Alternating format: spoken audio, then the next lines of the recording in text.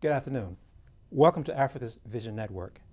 Africa's Vision Network features programs that are related to Africa's cultural awareness, education, economic empowerment, religion, spirituality, and other issues relating to the African world. I'm Omar Ashaka, your guest host. The title of our program is Kappa Alpha Psi Fraternity Incorporated, Preparing Our Youth to Excel. With us to discuss these programs are members of the Alexandria-Fairfax Alumni chapter of Kappa Alpha Psi Fraternity. First, we have Mr. Warren Green. Welcome, Warren. Thank you. And we have Mr. Travis Rogers. Thank you. Welcome, Travis. And then we have Mr. Marcel Anderson. Thank you. Welcome. And then Mr. Marco Jacobs. Thank you. Welcome. And Mr. Marlon Ridley. Thank you. Thank you, gentlemen. We're going to go back around. I'm going to start with Warren to kind of tell us a little bit about your background. Sure. I was born and raised in Washington, D.C., Theodore Roosevelt High School. I played basketball there. I went away to Scottsbluff, which was certainly a culture shock for me to go from D.C. To where I was one of the minority in going into Scottsbluff, Nebraska. I later transferred to George Mason University, where I finished up my collegiate studies and master's in communication. Okay. Travis? Originally, I'm from Cordell, Georgia, a very small town, just about 2 hours south of Atlanta. From there, I started college at Morris Brown College in Atlanta. Near the end of, I guess, my time in college, I entered the military, initially as an enlisted member, and then I became an officer. Retired from the military in 2010, and from there, now working for the Department of Defense. Okay, great. Marcel? Yes, I'm from a little town outside of Miami, Florida called Carver Ranches, Florida. From Carver Ranches, I came up here with my twin brother to attend a small Division III college called Bridgewater College, where we played football for 4 years. And then from there, got my bachelor's in history and political science, and then went on to pursue my master's at James Madison University in adult education, human resource development. And from, upon achieving my master's and completing my graduate studies, moved to the DC area to work and give back. Okay. Marco? I'm originally from Jackson, Mississippi, where I attended Jackson State University. I received my bachelor's in computer science. Shortly after, I moved to Washington, D.C. to start my career as a software engineer. Okay. And Marlon? I'm originally from Nashville, Tennessee. Graduated from the University of Memphis. Got my bachelor's and my master's there in physics. I've kind of moved around, went to Huntsville to work for a little while, then I moved to D.C. back in 2010. After that, I've just been supporting the Department of Defense and different agencies, and I'm pretty new to the area. Okay. Well, our audience is really in for a treat today because we have a lot of really interesting young men here. Marlon, let me go back to you. Can you quickly tell us who inspired you? Who was your mentor to get you from where you started to where you are right now? That's an interesting question because, I would say I grew up in Nashville, so I would say actually my barber, and that was the male figure in my life. I saw him every 2 weeks or so, and one of the interesting things about him was he would have me work in the shop, and he would take me home, and he would kind of share, little gold nuggets of wisdom about growing up, especially in our neighborhood. So he was a big influence in terms of not really having to, but he would really, take in the young men and mentor and coach them. Okay. What was his name? His name was Mr. Brooks. Mr. Brooks? Yeah, Mr. Brooks. And how old were you at the time? I started going to Mr. Brooks when I was 5 years old, and his barbershop, him and his friend owned the barbershop. It was across the street from Winfrey barbershop. I used to go to Oprah Winfrey's dad used to cut my hair when I was younger. But I started wanting a better haircut, I went across the street. Okay, real quick though, Yeah. those nuggets of wisdom that you got, were you getting that at age 5? from Mr. Brooks? Oh yeah, just simple things like listen to your mother. You don't coming from a man, or I want you to kind of stick around, clean up the shop. Okay. Things like just being accountable. Can you be here Saturday? I want to see you at 10 o'clock and things like that. So he kind of was being the male figure around. Okay, well, that's great to hear. I'm gonna jump around. I'm not gonna act like you guys are online pledging. Mhm. So, Yeah. Travis, See, we don't do. who inspired you, or what inspired you to be who you are today, coming from Georgia? Well, growing up in a small town, we had a very close-knit community. Although it was, I guess, my early youth, it wasn't as segregated as it had been by the time I entered probably middle school. But I had a lot of influences, mostly from the church. My mother and father heavily influenced me. But because of my family dynamics, I had a lot of uncles. I had a lot of role models in my life from both my parents. So Mr. A.J. Rivers, who was kind of the first city councilman, African American councilman, and still to this day has served like 40 years in our hometown. And so those type of individuals kind of guided me early on, and kind of inspired me to want to give back. Okay. Marco, who inspired you to be who you are today? Well, my background is very similar to Travis. I have a very large family, a lot of role models, a lot of inspiration there. Also, when I was younger, I also attended Kappa Camp at Piney Woods. It's a guide right program similar to Camp Kappa, what we have here. They guide young men, teaching them things out in the wild, all types of stuff like that. Also, I was part of Kappa League in high school as well. Had a lot of mentors that were Kappa. They taught us about community service, how just etiquette, how to be a young man, growing into a young man, going to college, all types of things. Okay. So it was no doubt in your mind then, with your guidance, that you had to give back and do what you're doing now. Absolutely. Okay. All right, Warren. Sure. Who inspired you? Who was your mentor? You know, it's interesting. I listened to everyone else, and they talked about their mentors. But I think when I go back and I think about it, my uncle inspired me a lot. He was a sports figure. He worked hard. Never went to college, but he was honest, and he refereed games. From what I heard, he was a great baseball player back in his day. But certainly some of my coaches along the way inspired me. I would later find out that many of them were Kappa men as well. But they inspired me to look and to read and to get into different sayings and just motivate you to try to be the best that you could always be and never give up or quit. Okay, great. All right, Marcel, who mentored you? Who was your inspiration? So, in sitting here listening to everybody else speak about their inspiration, I kind of drew a lot from mainly my parents and my family. I have a large family, so all my aunts, uncles, my mother and my father, my brothers, and then the community as a whole in Carver Ranches, because it's a small place and everybody kind of knows everybody, and it's very communal in that sense. So, if my neighbor, Mr. Roberts, saw my twin brother and I doing something crazy, he would reprimand us and then tell my mom, and then my mom would tell my dad, and then we all kind of, it was like a village. It took a village to raise a child, sort of construct. But really, when I think about it in depth, it's really my parents, my mother and my father, because my mom was a school teacher for 37 years, and then my dad was an entrepreneur. He ran his own corner store and storefront.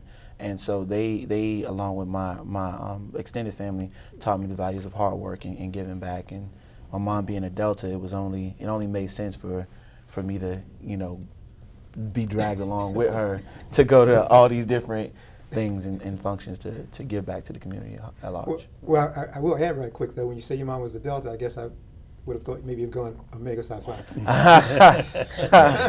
Well, so you would think that, and my godfather, my Gotti Everett, he's an Omega man, and he was a figure that I really looked towards because my dad didn't go to college. So you know.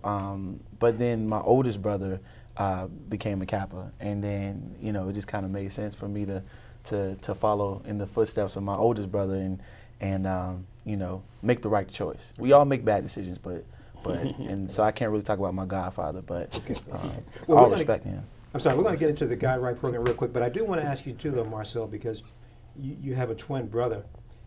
And what I remember about twins, I know we had said in our school, usually you had a good twin and you had a challenging twin. I don't know if I should move on to the next question.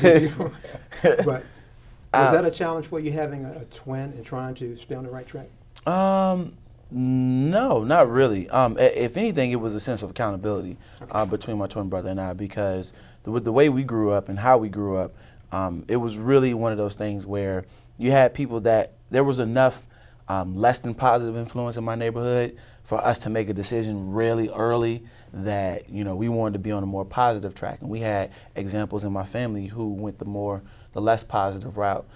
So really it was a challenge for both of us to keep one another accountable and to do the right thing, so to speak. Okay. Later on, as we get into the Guide Right program, I do want to come back and ask you guys if you want to say anything about your mother. I mean, one of the guests we had on the show one time was Marion Barry, and the former mayor of Washington, D.C. And people can say a lot about Marion Barry, but one of the things I was really impressed with him about, when I asked him about his mother, he lit up like a Christmas tree. And the reason I'm mentioning that too, because that's going to be tied into one of the questions that I have about your Guide Right program when it comes to the young males, in terms of what do you teach them in terms of how to respect their mother. But anyone can jump in, but tell us a little bit about the history of your Guide Right program. Well, I guess I'll kind of answer that as being a chairman of the Guide Right program. Guide Right's been around since 1922, kind of found its roots in the West Coast or the Western province of our fraternity. And so mainly the initial purpose of Guide Right was kind of developing young men for onward progression toward college. And so we still have that same goal in mind of all our Guide Right programs, specifically Kappa League, is to develop young men, generally underrepresented or minority men. So African American, Hispanic are our primary focus groups for our chapter. And we're looking at how can we develop them not only academically, but both, you know, from having a global mindset, but also have political awareness. Academic is kind of a given, but also their spiritual foundation. We're interested in the whole person or the whole man and how to develop them to be a positive influence in society. Okay. And Travis, how long has the organization been around? Well, the fraternity has been around since 1911. Okay. And the Guide Right program since 1922? Since 1922. Okay. And that's a very long time for an organization to be around. Marco, what would you attribute to the success of Guide Right being around for 22 years? Well, I would attribute that our founders and members of the fraternity were very smart men. They learned from their mistakes, and they wanted to see other members achieve, and they wanted that to spread to the community as well instead of outside of their fraternity. Okay.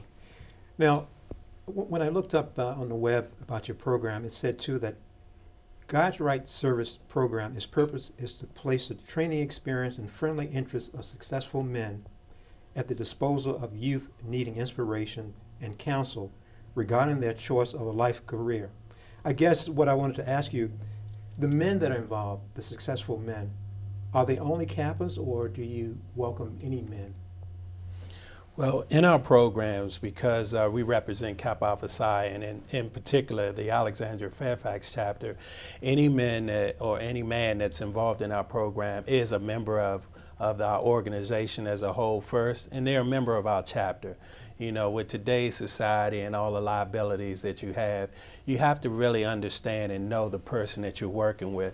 So when I look out and we start in our programs, I want to make sure that, one, I'm familiar with the background of the person that we have leading those programs, as well as the integrity that they bring to that position and to that program. So they are all members of our chapter. Okay. One of the other things that I read I was curious about, it talked about making the community aware of what the Guide Right program is all about. Can one of you talk about that, Warren? Sure. One of the things that we want to do is, as I look back on it, one of our founding or fundamental purposes is to inspire service in the public interest. And having said that, we want to make sure that we're going out and reaching the communities in which we service. And for us, being in Alexandria-Fairfax, certainly is Fairfax County and in the outskirts. But oftentimes we're called to go to Prince George's County and assist with some name or some need that's there as well. So we kind of go wherever we're needed. And how are you contacted? I mean, how do you find out about these needs? Do you go looking for them, or the folks who are in need come to you? How does that work? Both ways. Primarily, people will call us and say, hey, we have an event that we're having. We'd like to have your organization represented at our event. Or sometimes we're looking for service projects that we want to initiate and bring into our chapter as a way of giving back to the community. So one of these men might come to me and say, I have an idea, I'd like to do this or that. And I say, well, okay, let's put together a plan and an action plan and see how it plays out. And let's vet it, and then we'll move with that program. For instance, when Marcel came into the chapter, he had this need and a burning desire to bring Lego STEM program to our chapter. No other chapter in this Washington metropolitan area had a Lego STEM program. And we said, brother, what do you need? He said, well, I'm gonna need some kids. Check, we'll get them. He says, I'm gonna need some robots. Check, we'll buy them. I'm gonna need, some training on it. What do you need? Documentation. So we pulled together a team, he put together a plan, and he executed on that plan. And that plan has actually allowed him to grow his program tremendously over the last 3 years. Hey, Marcel, that sounds very exciting. Can you share with us some of the individuals or schools or organizations that may have benefited from this vision that you had? Yes.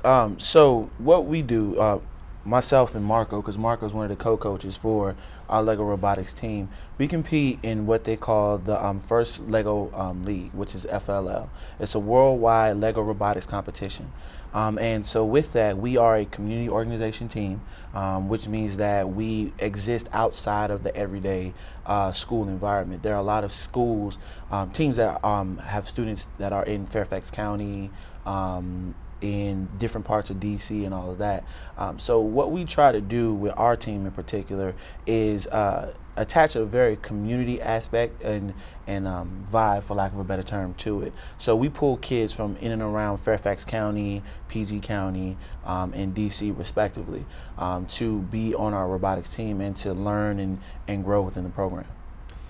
And Marco, the robotic team, I mean, because robotics, that's even just the sound of it is very, very interesting. Kind of spell out what is that really all about, if you can break it down for some of the people that might be in the audience, in particular some of the youth.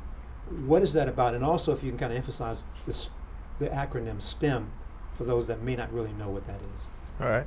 Well, I'll start with STEM. STEM stands for science, technology, engineering, and mathematics. You'll also hear a push now for STEAM, where they want to add art to it as well. So you hear STEAM and STEM, they go interchangeable. Now, with Lego Robotics, we take kids, they're typically given a project or a theme for the year. Like last year, for instance, was natural disasters. So the kids are forced to think about, for instance, how can a robot help prevent natural disasters, or how can a robot help people that have been through natural disasters? Like kids, this forces them to be innovative, right? So it's almost like a science project perspective per se. So it forces them to think about innovative solutions, such as we'll deliver communication devices to, this is one of the ideas that our team had. They wanted to deliver communication devices after a natural disaster has happened so that people can communicate. Or, for instance, they also had how to predict natural disasters, like what robots can be used to predict natural disasters. They had this whole elaborate idea of what if a meteor struck the earth? How does a robot prevent that? They thought about all these things and they put together an idea and they present it. Now the robotics piece, the Lego piece, they're actually learning to build robots out of Legos. So if you're at home and you like building building things with Legos, Lego Robotics is for you. They build these robots, and there's a challenge that's about the size of this table. There are different little things on the table where they have different objectives to meet. It may be to lift something, or to push something, or to pick something up and bring it back to this side of the table. But they learn to program the robots to do these things with our instruction. And these are students? Yes. Mm-hmm. What age group are we talking about? 8 to 14. 8 to 14. Wow, that must be fascinating to watch those young minds being so creative.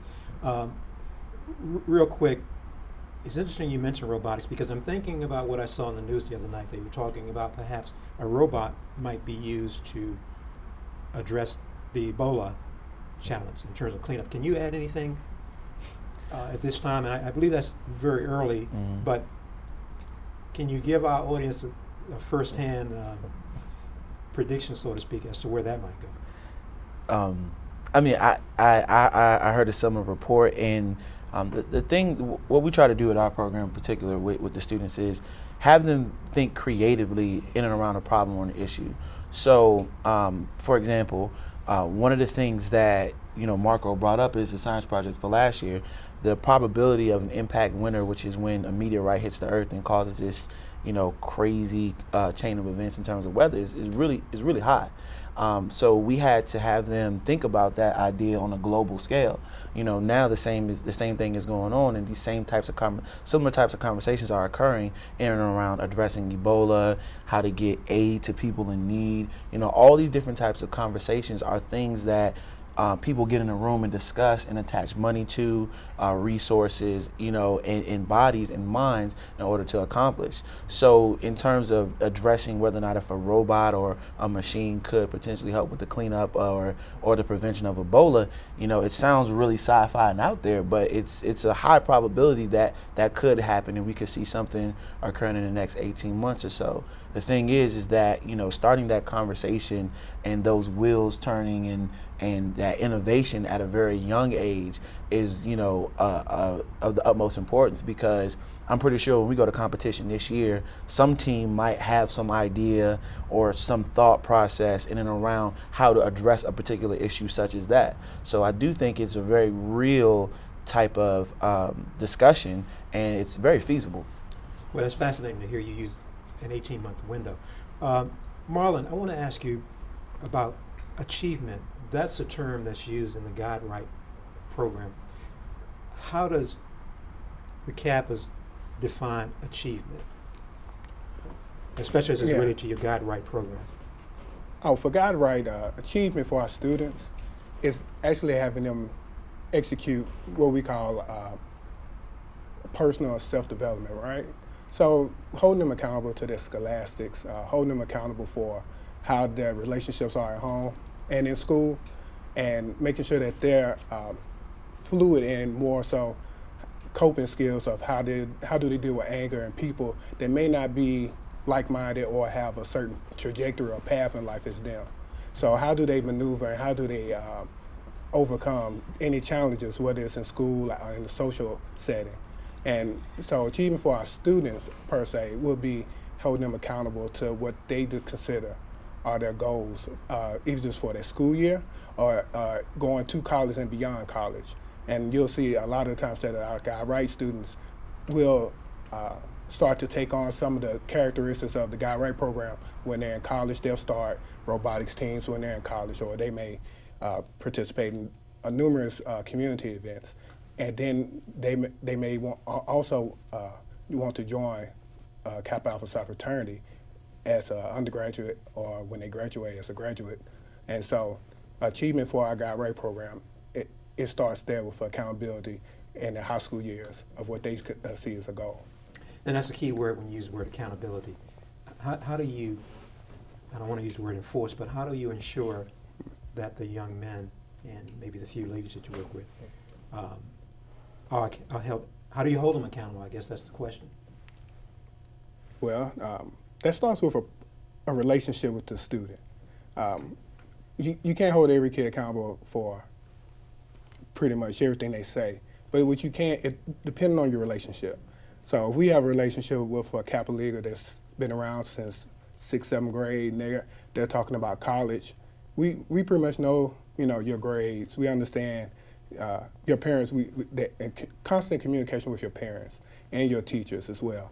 And so we understand the kids just as much as their friend would. And honestly, we should know your friends as well at that point, because you should have them around some of the events that we have. And so accountability is more so, letting them open up, sharing, and we'll help coach them to achieve whatever their goals are. And that starts with the relationship we have with the student. Yeah, I got to admit, I'm really enjoying this because, these key words that you're bringing out, when you mention relationship. Travis, I want to ask you this question, because it's fascinating when I was listening to Marcel and Marco in terms of what these kids are doing. Critical thinking, I thought I read somewhere where critical thinking is something that you guys try to instill in the young people that you work with. And there are those out there in our society who feel like African Americans kids, they don't do very well when it comes to critical thinking. In terms of the program, in terms of your experience, can you comment on how you guys work with ensuring that these young folks will be critical thinkers? I think for the most part, I think everyone has the capability to be critical thinkers, but it's the exposure, whether it's from an academic sense or in a social setting, what causes you to think a little more deeply about a situation or scenario other than just taking it at face value. And so part of our program, whether it's our NSBE program for the National Society of Black Engineers, or it's a STEM-based program, or just a Kappa League in terms of leadership and mentoring, we're always talking about different things with the kids. I would say yesterday we did a STEM activity with 3rd through 5th graders. And one of the things we thought about, we introduced to them was just a concept of, an everyday scenario. What is better, $10 off or 10% off? And so we put out these beans in different piles, and we talked to these 3rd and 5th graders about, well, what would you do? What is better for you? What do your parents have to think about? So these type of scenarios to kind of get them thinking beyond just the circumstance of I have money or I have this relationship or situation, whether it's home or in school. We want the kids to kind of take a more holistic approach, and so we introduce the STEM activities and even social activities to kind of bring about, these are the day-to-day circumstances you'll find yourself in, and what do we need to do to be better prepared to make more informed decisions. When you're doing that, through your observation, do you see any hesitancy on the part of the kids, or fear, or an uncomfortable posture that, this is new to me, so, and you can kind of pick it up with some of the students? Especially for the younger kids, and since our programs are, I would say the majority are dealing with underrepresented or minority males, I definitely see that. I think by the time a kid is in our program and they've kind of transited from our junior program to maybe Kappa Leaguers, they have a little more confidence, especially dealing with adults and adults that look like them, which I think is an important aspect of our program, is to see an image of yourself in someone else and see what they've achieved and what they have become, and that they want to sow into you. I think that's a critical aspect of our program. But in the younger kids, I see a lot of hesitancy. Like a question I posed to some of the group members yesterday was, basically I asked them who's the smartest person in the room. And I had one young man who's a 4th grader. He immediately raised his hand. And you could see him thinking about it. But the other young men, equally bright, they were all participating. They were hesitant in terms of, am I really smart, or how do people view me? So we had a conversation, very brief, about confidence and not being afraid to participate, but also to show that you are as good as your peers. And so talking about that, I think, is invaluable for our young men to hear that and have someone show that confidence in them. And so we try to do that in our program, to kind of instill that desire to want to achieve and be better, but also to understand that, hey, I am valued and I can do as well as as my peers. And real quick, so you feel that they understand the concept of confidence based on how it's presented to them? Yes. Okay. Yes. All right. Warren, real quick, with the students that you work with, especially when you talk about, did you say third and fourth graders? For that particular Okay. program, yes. Are these students used to seeing black men giving them guidance and training? I mean, Well, I wouldn't say that they're used to it, but I think that they've come to understand what it is that we as an organization bring into the community. And it's been a long-standing relationship. So our key is, and our goal is always to get these youths to understand that people who look like they do are successful in many different walks of life. And so we try to encourage them to let us help them in whatever endeavors that they have, show them different ways of doing different things. But more importantly, we try to open them up to doing things in different ways. So some of these kids may have never even taken a field trip. So we try to make sure that we give them a field trip, that we take them to museums, that we talk about current events in the world, that we expose them to how they should react if they're getting stopped by a police officer, and help them with life skills, because that's what it's really about. And then we try to show them that we're giving back to the community, and we hope that one day when they get older, that they will be good citizens and give back to the community as well. Interesting point, Warren, when you talk about teaching them how to deal with the police. Can you share with us, did you discuss the Michael Brown shooting in Ohio? Yes. With some of these young folks. Absolutely. Can you share with us what that You know, experience was? we did two things. One, we participated in a rally that was led right down at the courthouse in Alexandria. And then as a follow-up to the Michael Brown shooting, we had one of our Kappa League meetings, and we talked about, what is acceptable? What is it that you should do when you're faced with a dilemma or in a situation where your life can be in danger? What do you do when you stop? And the thing that we try to stress to them is the most important thing to do, whether you're right, wrong, indifferent, is to be able to go home. That's the key. You want to go home at the end of the day. Even if you were in the wrong, you can still have a chance to go home after the legal system is played out. But if you make certain movements, if you put your life in jeopardy, you might not be able to go home. So we've had seminars and presentations on about what it is that you should do when confronted with a situation such as that. And either one of you guys can answer this. Psychologically, when you have the shootings like Michael Brown and some of the others, gentleman, young fella in New York and around the country, psychologically, what is your assessment as to the impact that that's having on some of the young African Americans, in particular your target group of high schoolers who are looking to go to college? I believe Michael Brown was on his way to college. Anyone can just kind of respond to that. Psychologically, are we talking about some serious challenges that presents to these young students? I would say yes. I think maybe even our first meeting of the year, September, not specifically the Michael Brown, we touched on different aspects, even the Ray Rice incident and domestic violence we talked about, but it was actually pretty, we were pretty open in terms of our dialogue, and hearing these high school kids, really from 8th grade to 12th grade, talk about how they feel about certain incidents. Do they feel targeted? Do they feel that they have the same rights, really have the same rights as the rest of society? Do they feel that, they're comfortable? And I think some of them is very mixed. It depends on their background. It depends on where they live currently. Depends on their family dynamics, single family home versus a two-parent household.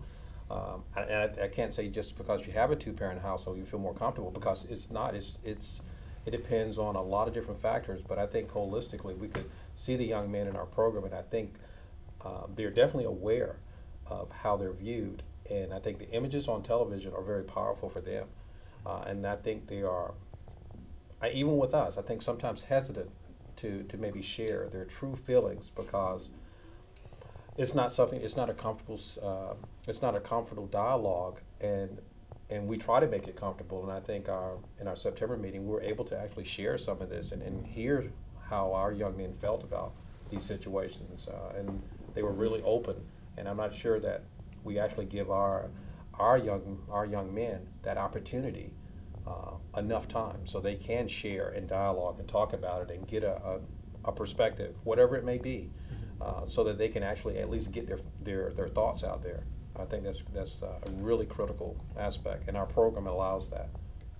Now, will your program take an issue like that on a national level, or is it kind of like a local, regional?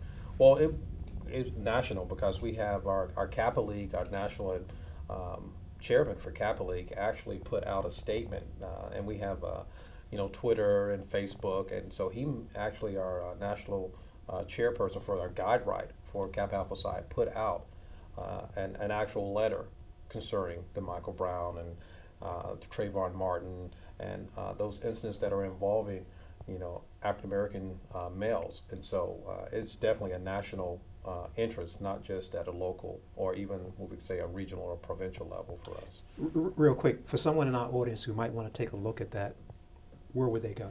Well, they can go to the National Guide Right homepage for Kappa Alpha Psi. I think it's you can just Google National Guide Right Kappa Alpha Psi, and it will be on the homepage. There should be a letter. I'm not sure if it's still posted there, but I know that our national chairman actually did send that out to all the Guide Right chairmen across the country, addressing that particular issue. It's really great to hear. Marco, in working with the youth, what impact do you think President Obama has had on these young people in terms of their vision, in terms of what they want to do, being the President of the United States? I think it inspires them. It shows them that they can be anything that they want to be, despite how people view them or their color, right? A lot of kids are very inspired. They look up to President Obama and the family life that he lives. Okay. And let me just say this, time is flying. I just got a cue. We only have about 5 more minutes.